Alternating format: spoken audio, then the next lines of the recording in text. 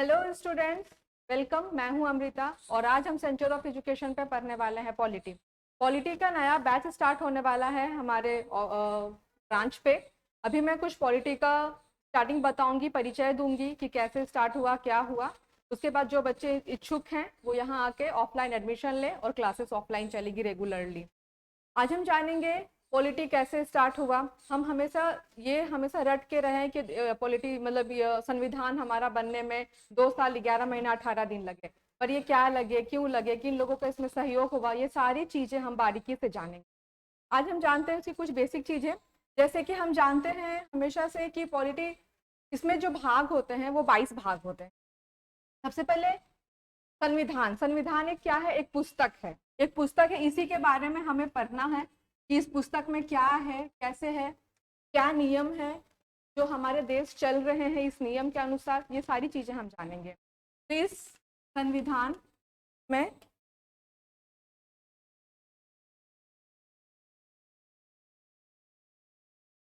एक बुक, ये पुस्तक है संविधान।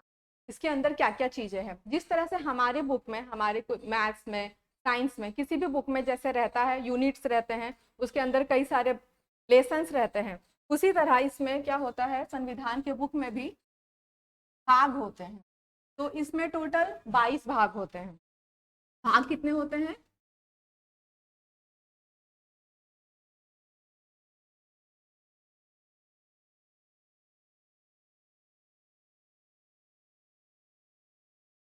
भाग कितने होते हैं?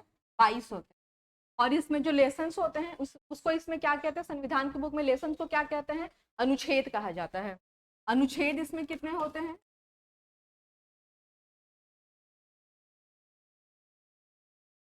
इसमें अनुच्छेद होते 395, बट इसमें काफी सारे ऐड होकर टोटल अभी लगभग 450 इसमें भाग हैं। ठीक है।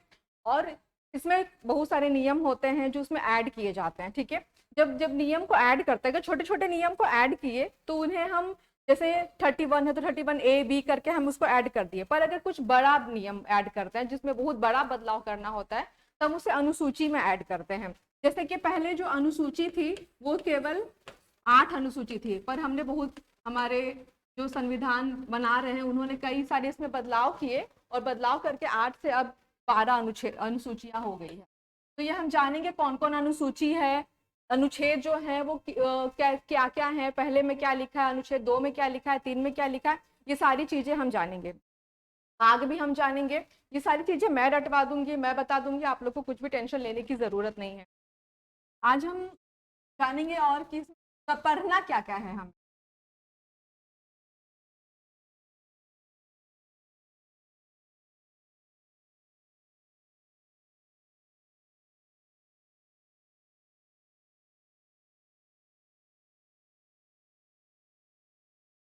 देखिए, इसमें पढ़ना है, सबसे पहले हमें इसका परिचय पढ़ना है, संविधान का परिचय। दूसरा हमें पढ़ना है नागरिकता पढ़ना है।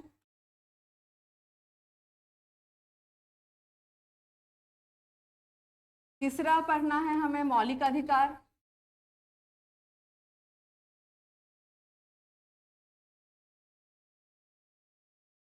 आई होप आप लोग मेरा राइटिंग समझ पा रहे होंगे, फिर धीरे धीरे हम आदत हो जाएगी, आप मुझे समझने लगिएगा, मेरे राइटिंग को समझने लगिएगा, और इसमें भी थोड़ी सुधार हो जाएगी। ये अभी मेरे लिए नया है तो दिक्कत।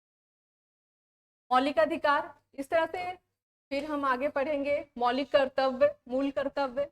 इस तरह से मैं सारी चीजें, जब हमारा ऑफलाइन बैच होगा तो मैं पूरा सिलेबस दूंगी लिख के, क्या है। अभी मैं कुछ टॉपिक पे समझाती हूँ ताकि आप पता चले। मैं आज आप लोग को संसद पढ़ाऊंगी, आज एक टॉपिक पढ़ाती हूँ आप लोग को।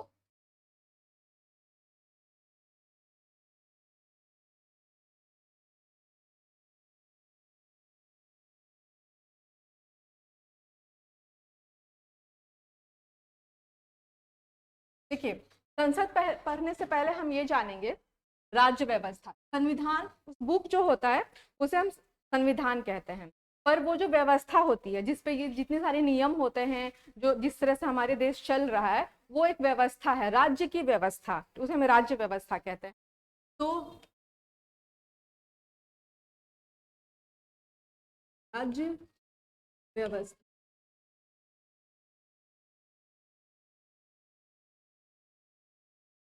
राज्य व्यवस्था में राज्य स्टेट, जो हम जानते हैं हमेशा से स्टेट हमारे भारत में 28 स्टेट है, ये हो गया राज्य। और उसे चलाने का जो नियम है उसे हम कहते हैं व्यवस्था, राज्य व्यवस्था। तो राज्य किसे कहेंगे? क्या सब कोई भी एरिया को राज्य कह देंगे? नहीं, ऐसा नहीं होता। राज्य का भी कुछ नियम है कि कौन सा भूभाग है जो राज्य कहलाएगा। इसके 4 तत्व हैं। क्या क्या तत्व हैं? पहला जो तत्व है, पहला जो तत्व है वो होता है भूभाग। कोई पहले, सबसे पहले भूभाग होना चाहिए, ठीक है? तो कोई भी भूभाग, भूभाग हो। दूसरा तत्व है जनसंख्या, उस भूभाग पे लोग रहने चाहिए, जनसंख्या होनी चाहिए। तो दूसरा तत्व है जनसंख्या।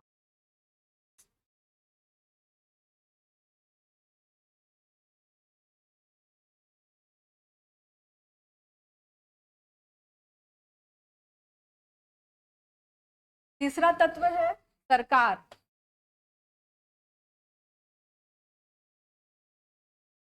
सरकार जो नियम बनाएगी, सरकार होनी चाहिए, ठीक है? और चौथा और लास्ट तत्व है, मैं इधर लिखती हूँ, संप्रभु। अब मैं बताती हूँ संप्रभुता मतलब क्या होता है। संप्रभुता, संप्रभुता मतलब होता है स्वयं की प्रभु। मीन्स जो हमारा भारत है, भारत राज्य के अंदर या बाहर जो सरकार जो है वो नियम बना सकती है अपने देश के हित में, उसे हम कहते हैं संप्रभुता। संप्रभुता मतलब क्या होता है? स्वयं की प्रभुता।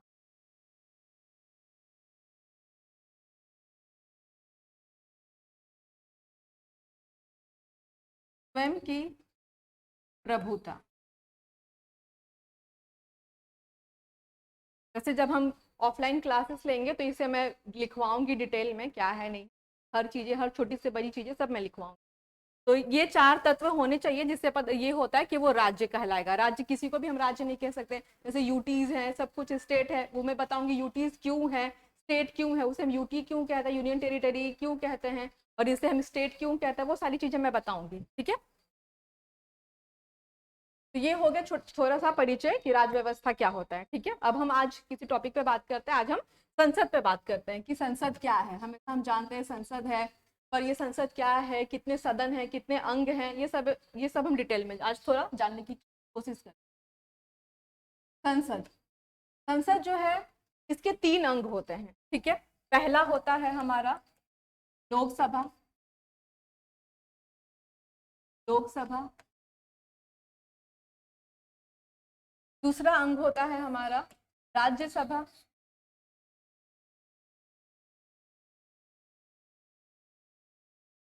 और तीसरा होता है हमारा राष्ट्रपति। अब आप बोलोगे राष्ट्रपति कैसे हुआ? राष्ट्रपति को हम संसद का अंग क्यों कहते हैं? वो इसलिए कि कोई भी बिल, कोई भी विधेयक, कोई भी नियम अगर हमें बनाना होता है तो वो लोकसभा और राज्यसभा से तो उसकी अनुमति चाहिए ही, वहां तो पास होना चाहिए, पर राष्ट्रपति के द्वारा भी उस पर हस्ताक्षर होना। जब तक राष्ट्रपति उस पर हस्ताक्षर नहीं करेंगे तब तक कोई भी लॉ, कोई भी कानून नहीं बनेगा। इसलिए हम राष्ट्रपति को संसद का अभिन्न अंग मानते हैं, ठीक है? पर अगर हम सदन की बात करें, वो 2 होता है, एक लोकसभा और राज्यसभा। तो अगर सदन अगर कहते हैं तो लोकसभा राज्यसभा हमारा सदन हो गया, और अंग की बात करते हैं तो वो हमारा 3 हो गया, लोकसभा, राज्यसभा और राष्ट्रपति, ठीक है?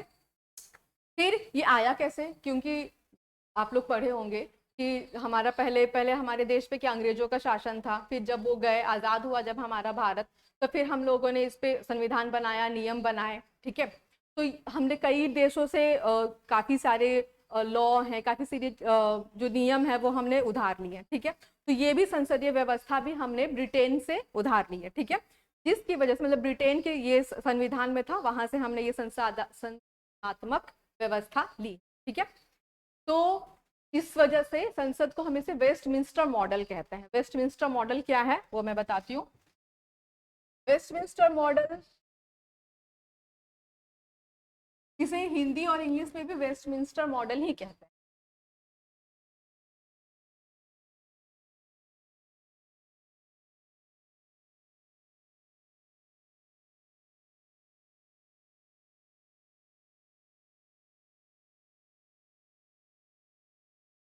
वेस्टमिंस्टर मॉडल, अगर हम इसका शाब्दिक अर्थ की बात करें तो ये लंदन में एक हॉल है, उसे ही कहा जाता है। उस हॉल में पहले, वो बहुत पुराना हॉल है, वहाँ पे ये जो भी व्यवस्था को लेकर वहाँ पे सारी चीजें होती थी, वहाँ के संविधान, वहाँ की व्यवस्था को लेकर, तो चूंकि उस व्यवस्था पे आधारित था हमारा संविधान जो है, हमारा संसद जो है, इसलिए इसे वेस्टमिंस्टर मॉडल कहा जाता है। ठीक है, आई होप आप समझ गए होंगे कि हम इसे वेस्टमिंस्टर मॉडल क्यों कहते हैं।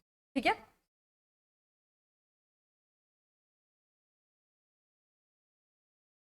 अब हम जानेंगे संसद का गठन कैसे हुआ। ठीक है, बात करते हैं संसद के गठन के।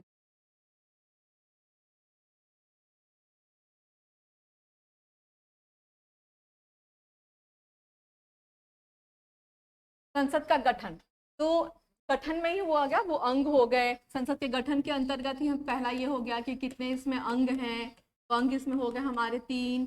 कितना इसमें सदन है, तो सदन हो गए हमारे 2।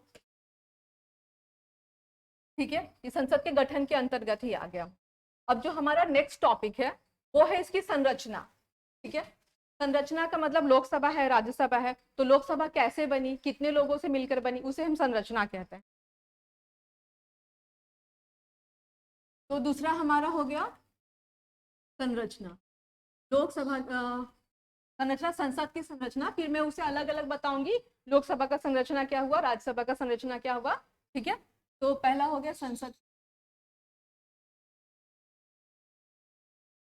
की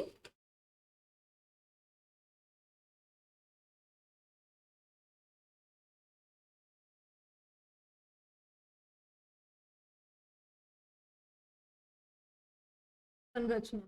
तो इसमें हम सबसे पहले जानेंगे लोकसभा की संरचना। ठीक है, लोकसभा की, तो लोकसभा में जो है वो अधिकतम 550 मेंबर हो सकते, राइट। तो इसमें देखो, अधिकतम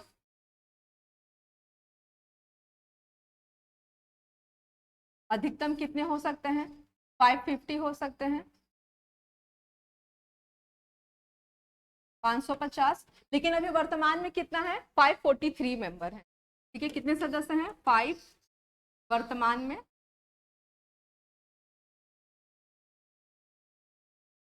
कितना है, 543। तो ये कैसे है, तो ये 550 जो है, इसमें से 530 जो है वो कहाँ से अलाव है, स्टेट से, और बाकी 20 जो है वो यूनियन टेरिटरी से है। इसमें हम इसे बांटेंगे 530 और 20। और अभी वर्तमान में कितना है, वर्तमान में राज्य से 530 तो है, ठीक है, पर हमारे जो संघ शासित क्षेत्र है, राज्य है, वहां से केवल 13 है, यानी टोटल 543 है।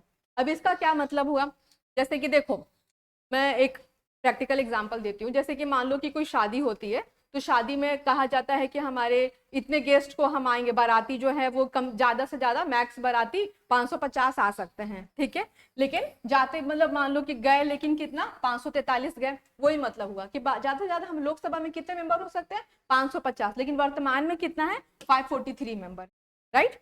अब हम जानेंगे राज्यसभा के बारे में कि राज्यसभा में कितने हैं, वहां पे क्या होता है। या फिर हम एक काम करते हैं, लोकसभा के बारे में पहले सब कुछ पढ़ लेते हैं, देन फिर राज्यसभा के बारे में पढ़ लेते हैं, इससे कंफ्यूजन नहीं होगा। तो अब आता है क्या कहते हैं उसे, अवधि। अवधि कितने दिन की होती है, लोकसभा कितने दिन रहते हैं, राज्यसभा कितना दिन चलता है, ये सारी चीजें। तो अगर हम बात करें लोकसभा की अवधि के बारे में,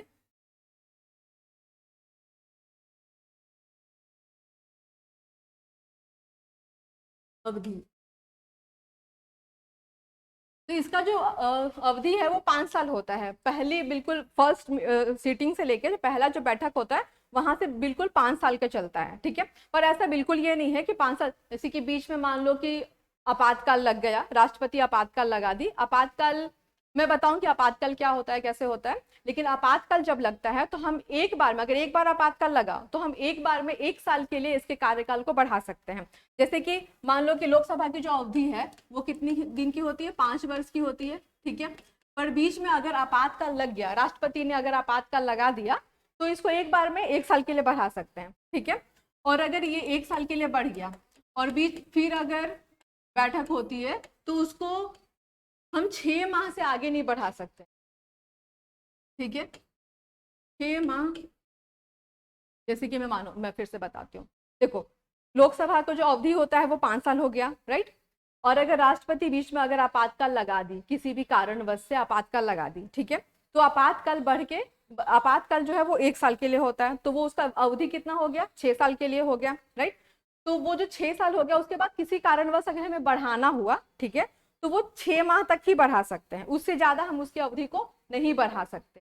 फिर अगर ऐसा सिचुएशन कुछ होता है, या फिर मान लो कि हमारे देश में कुछ बाहर से वो हो रहा है, जैसे चाइना वाले या पाकिस्तान वाले आक्रमण कर दिया, ऐसे इसकी वजह से अगर कोई आपातकाल लग गया, तो वो फिर स्थिति के अनुसार से वो फिर से लगाया जा सकता है, या फिर कुछ भी हो सकता है वो उसके। लेकिन एक बार अगर आपातकाल लगता है तो वो 1 साल के लिए लगता है, और उसको जब 1 साल कंप्लीट हो जाता है तो उसको हद से हद 6 माह तक बढ़ा सकते हैं। ठीक है, इस चीज को याद रखना।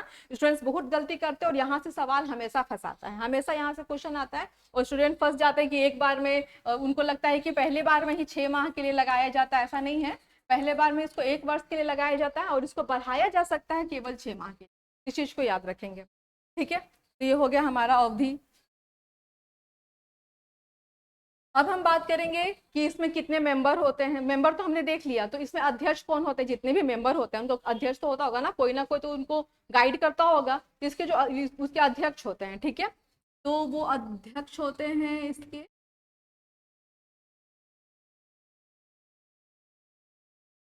ठीक है, और इनका कार्यकाल भी 5 साल के लिए होता है, फर्स्ट डे से लेकर जब तक लोकसभा चलती है तब तक 5 साल के लिए होता है। लेकिन अगर मान लो कि वो अगर आपातकाल लग जाता है और उसको बढ़ा दिया जाता है, तब तक जब तक संसद का लाइफ है, जब तक एक बार जब इलेक्शन हुआ, जब तक वो लोकसभा का, सॉरी संसद का नहीं, लोकसभा का जब तक लाइफ है, तब तक ये अपने ये अध्यक्षता करेंगे। ठीक है, तो ये अध्यक्ष हो गया। इनका भी वैसे 5 साल ही होता है। वैसे सवाल आता है कि अध्यक्ष कितने साल के लिए रहते हैं, इनका कार्यकाल क्या होता है, तो वो 5 साल ही हम मारेंगे। ठीक है, फिर वो फिर डिपेंड करता है क्वेश्चंस पे कि मतलब अगर पूछ दिया कि आपातकाल की स्थिति में अध्यक्ष कितने समय तक रहेंगे, तो वो उस पर डिपेंड करता है। वो मैं सारा क्वेश्चंस करवाऊंगी, फिर आपको समझ में आएगा कि क्वेश्चंस कैसे होते हैं, उस पर क्या करना है। लेकिन अगर आता है कि अध्यक्ष का कार्यकाल कितना होता है, तो 5 साल होता है। ठीक है, अध्यक्ष का कार्यकाल 5 साल होता है।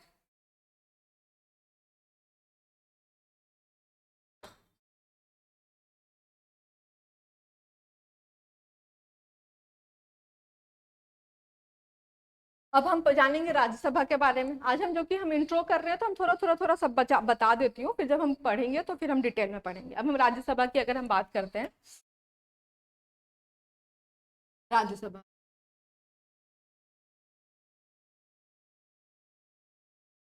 सबसे पहले हम इसकी भी संरचना की बात करते हैं। ठीक है, राज्यसभा की संरचना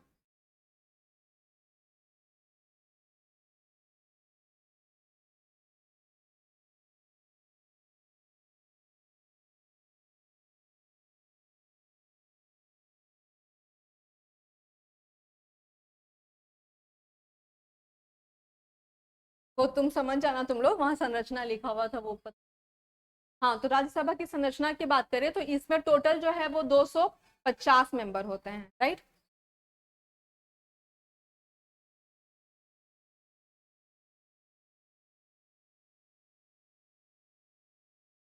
बात करें कि जो अधिकतम संख्या है,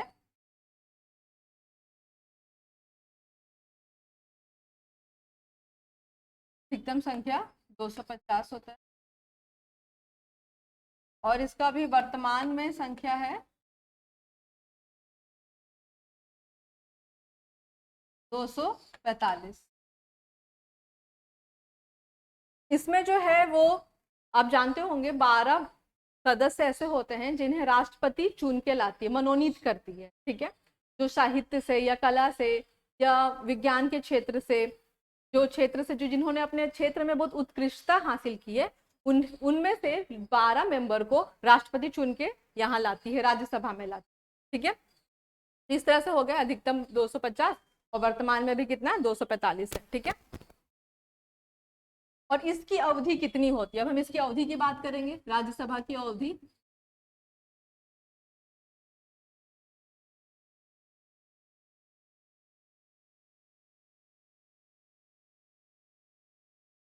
अवधि की बात करेंगे तो ये जैसे कि लोकसभा क्या है, स्थायी चलने वाला, मतलब लोकसभा क्या अस्थायी है, 5 साल होता है, 5 साल में इलेक्शन होते हैं फिर आता है।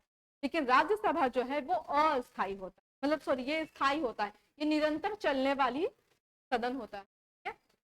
तो फिर आप बोलोगे कि फिर कैसे होता है, इसमें मेंबर जो होते हैं वो कैसे आते हैं, ठीक है। तो देखो, अगर इसके सदन की अगर हम अवधि की बात करेंगे, जैसे कि इसमें मान लो कि अभी 245 सदस्य हैं, राइट। इसका हर 2 साल पे 1/6 मेंबर जो हैं वो होते हैं, उन सेवानिवृत्त होते हैं, और बाकी कुछ 1/6 मेंबर जो है तो वो फिर चुन के आते हैं, ठीक है।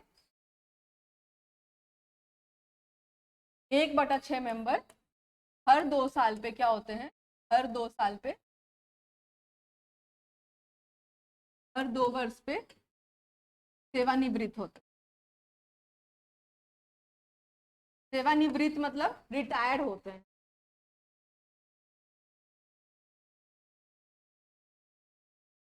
राइट।